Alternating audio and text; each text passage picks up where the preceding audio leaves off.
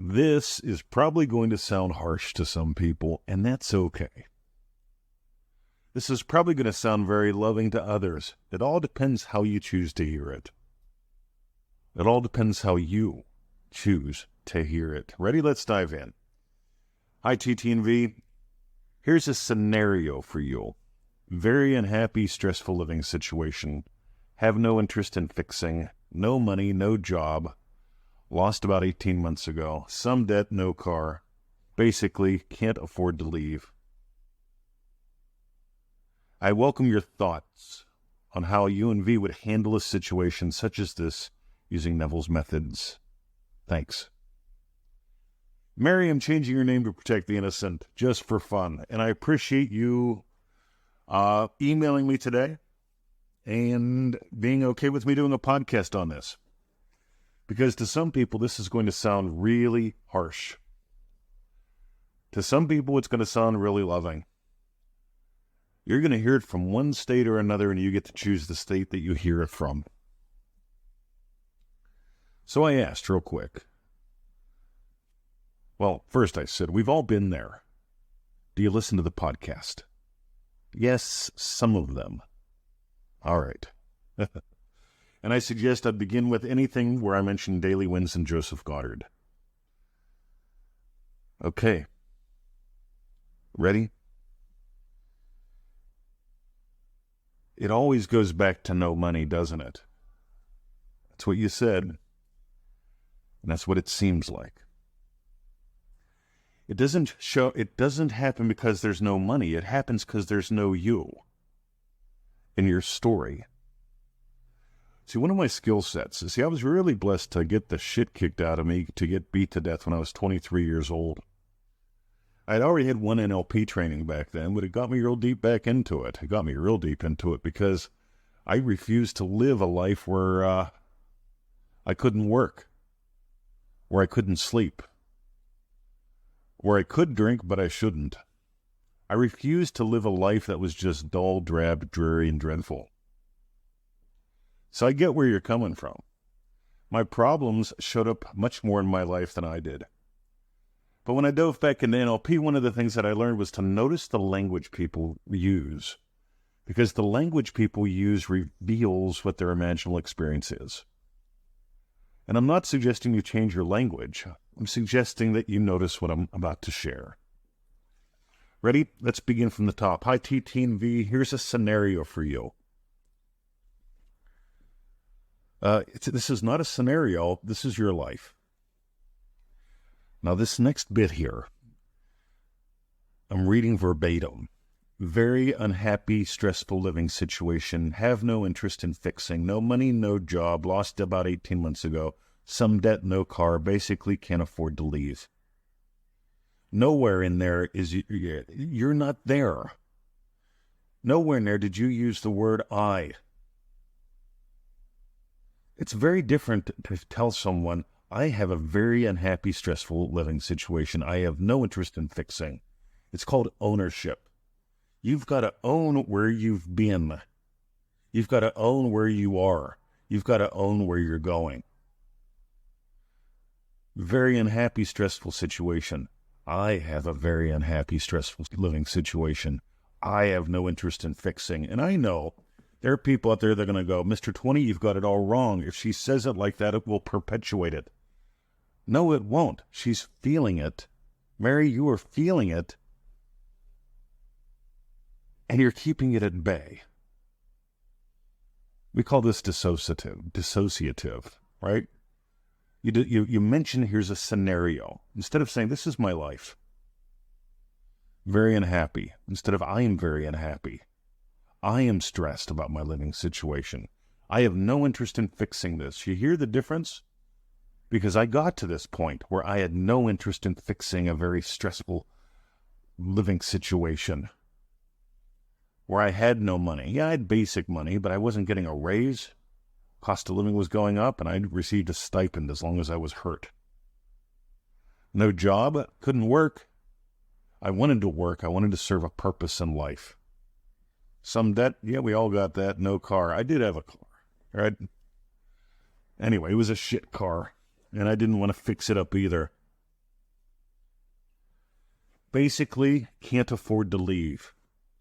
Let's change this, and it ain't the words. Basically, you can't afford to stay there. You can't afford not to show up in your life.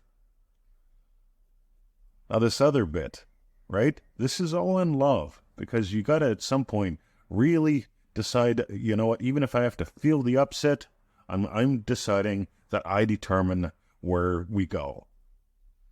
You're not a passenger, you're the pilot. You're more than that, but we'll keep it simple.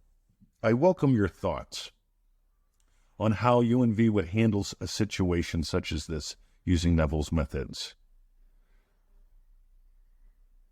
9 times out of 10, when someone says, I welcome your thoughts, that means they'll entertain what I say. I need you to take it to heart, even if it pisses you off at me. Because I don't have thoughts, I have experience, and I'm inviting you to change your experience. Very simple.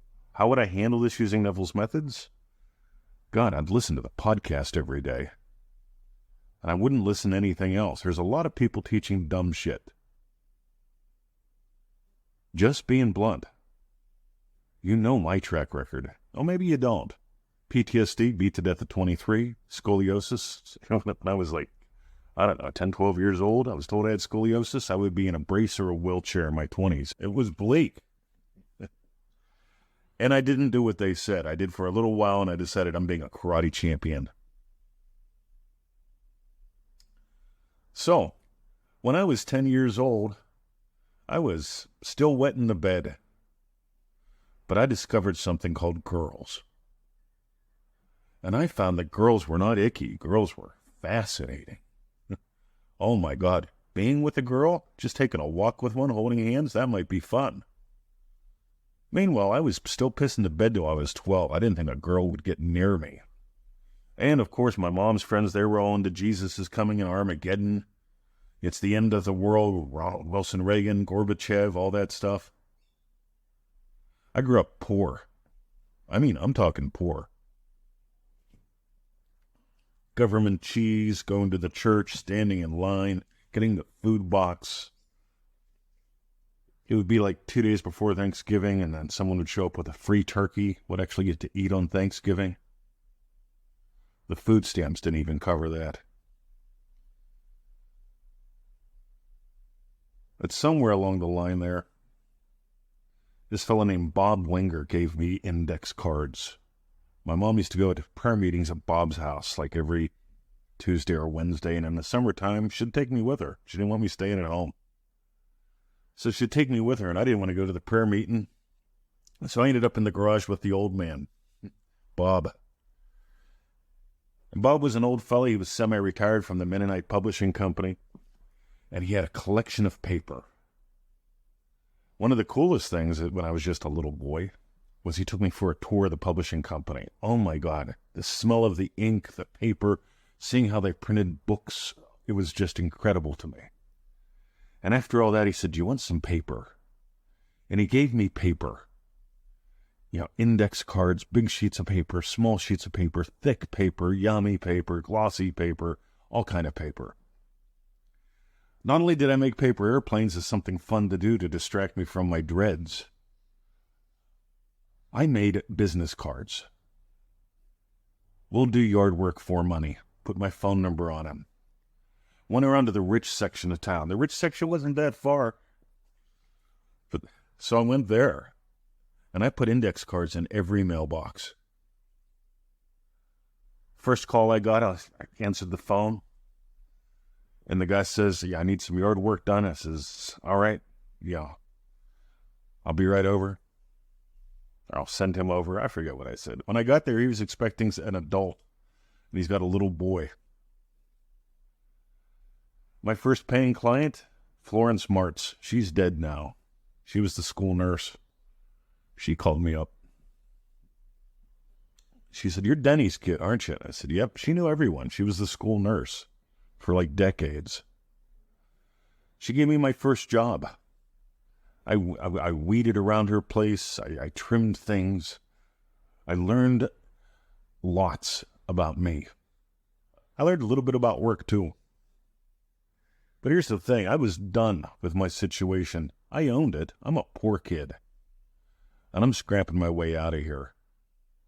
You see, I imagined something different because let's go back. Remember, I started to think girls would be nice. But who's going to go out with a poor bedwetting 10-year-old? Right? Who's going to even want to take a walk with one and hold its hand? I was an it. And somewhere around the age of 12, I had enough. That was it. I decided, teenage black belt, world famous karate champion. No ifs, no ands, no buts. I changed my identity. If you got gold today, my first suggestion for Mary, listen to the podcast every day. You've got free time. Second, start imagining you don't have free time but are still listening to the podcast. We've got to get you out of problem mode. We've got to have you show up in your life. Number 3, dreamdrivenday.com.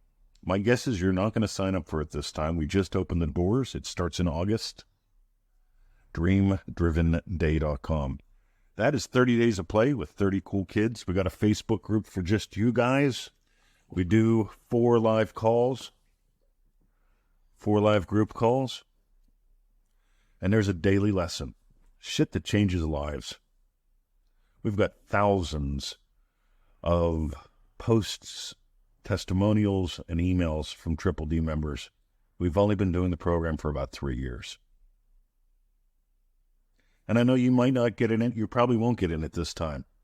But I'm imagining you doing what it takes to change your life. Back when I was starting online, and I'd have ups and downs, and whenever it came time and I realized it's time to upgrade technology, to go from cassette tapes to CDs and DVDs, to go from CDs and DVDs to instant downloads.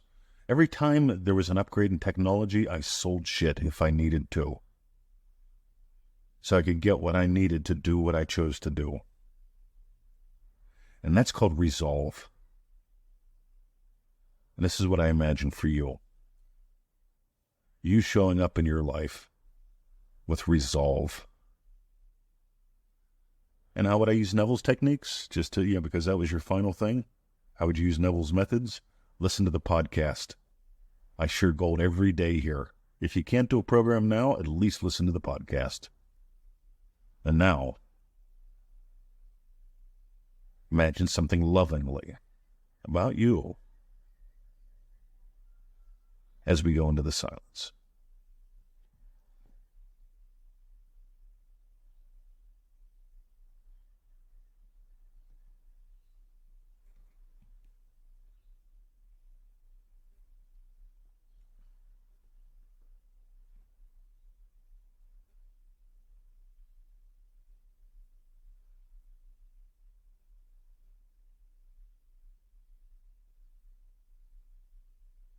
Show up, stretch, soar. Never settle back into a routine, a rut.